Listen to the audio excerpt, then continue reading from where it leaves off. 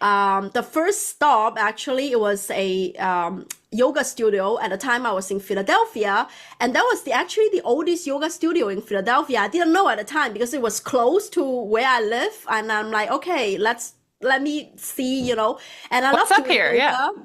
Right, right. And the teacher Shiva does.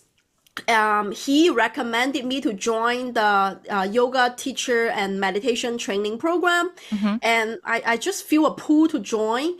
But oh boy, the first still remember the group meditation Hmm. experience. I was crying like a baby the whole time. Oh, you were clearing so much energy. Right. I was quite and I was born and raised in China. There is a Oh. standard Oh, yeah, yeah.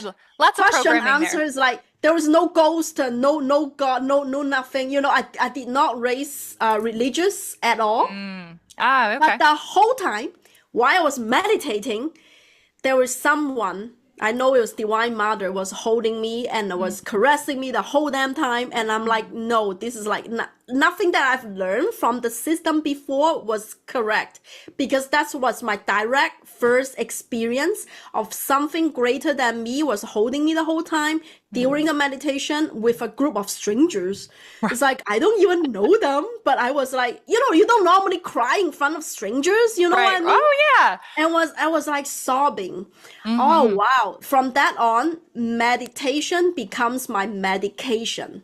Oh, whoa. Literally, after three Love that. months of daily meditation, I Hmm. was off any anxiety and depression med.